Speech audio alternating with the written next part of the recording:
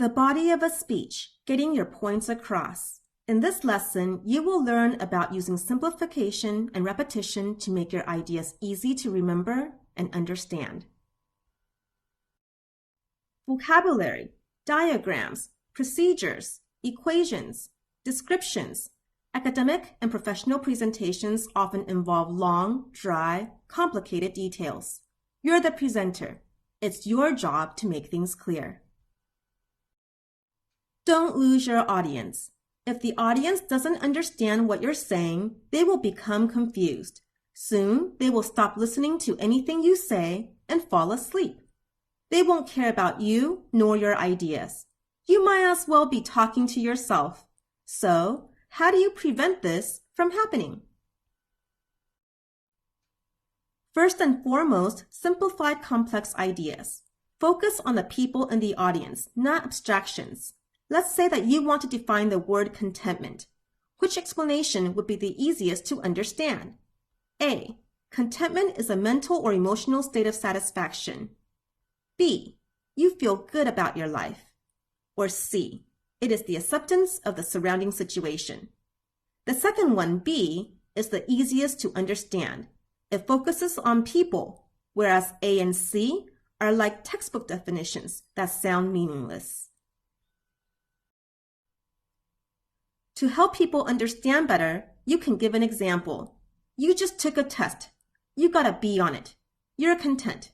It's not an A, so you're not jumping over the moon excited, but hey, it's not an F. You totally passed. You're content. Here are some useful phrases. Suppose you just took a test. Let's say that we just took a test. Taking a test is an example. Take, for instance, a test. Consider the case of taking a test. Or you can give an analogy. An analogy is a comparison to a similar situation. Here are some useful phrases. Being content can be compared to being upset. Upset is a little angry. Content is a little happy. Contentment is the opposite of being upset. Being content is similar to being happy. An analogy can also be a creative example. Contentment is like being stuck in traffic on a cold, rainy day. But at least you are in a dry car. This poor guy has to walk in the rain. Illustrations are always appreciated. It's easier for people to understand when they can see it with their own eyes. You could draw a diagram or show a picture. As a bonus, give a demonstration like, take a deep breath and smile at the same time. That's contentment. Another way to simplify complex ideas is to make it shorter. Approximate numbers. Round them off. Instead of saying 2,872.09, you can say over 2,800, upwards of 2,800, almost 2,900, close to 2,900, about 3,000, roughly 3,000. If there is a long name that you're going to say multiple times, introduce it and then start using an acronym, an abbreviation based on the first letter of every word. Take, for instance, this framework for evaluating a company or a person's position. Here are some useful phrases.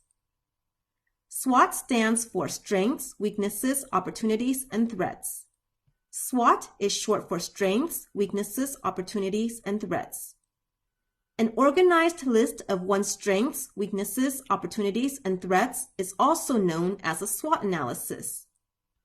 An organized list of one's strengths, weaknesses, opportunities, and threats is commonly called a SWOT analysis. The analysis of all strengths, weaknesses, opportunities, and threats, which I'll now refer to as a SWOT analysis, can be used in business and personal contexts.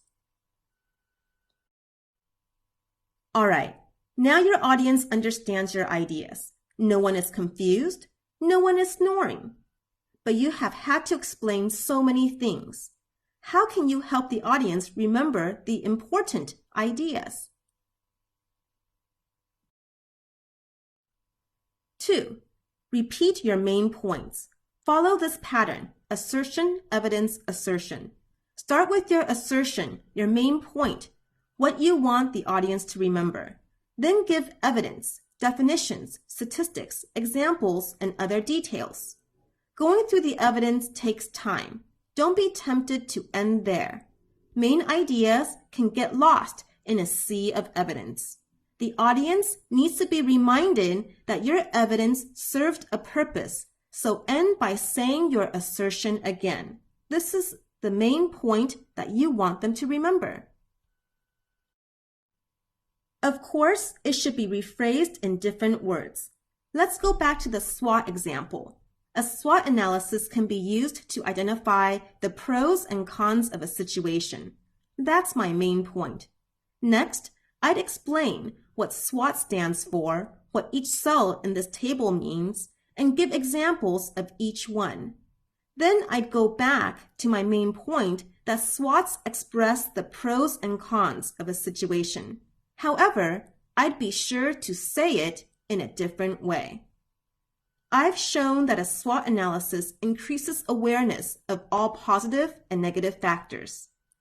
I must emphasize that internal and external factors are perceived as equally important. I like to stress that a SWOT analysis can be used for any organization, product, industry, or even a person. What's significant is that all factors are presented in an objective, unbiased way. We can see that by looking carefully at the SWOTs, we can make improvements in the future. Clearly, a SWOT analysis serves as a reality check. When moving on to the next point, provide a clear transition. Show the audience that you are changing subjects. For instance, we will now turn our attention to expanding a SWOT analysis into a TOES matrix. We must now look at the TOES matrix. Now I'm going to introduce the TOES matrix. Let's move on to TWAT's sister, the TOES matrix. In this lesson, we talked about how to get your points across, of conveying your ideas clearly. By simplifying and repeating important ideas, your audience will be more able to understand and remember what you want them to learn.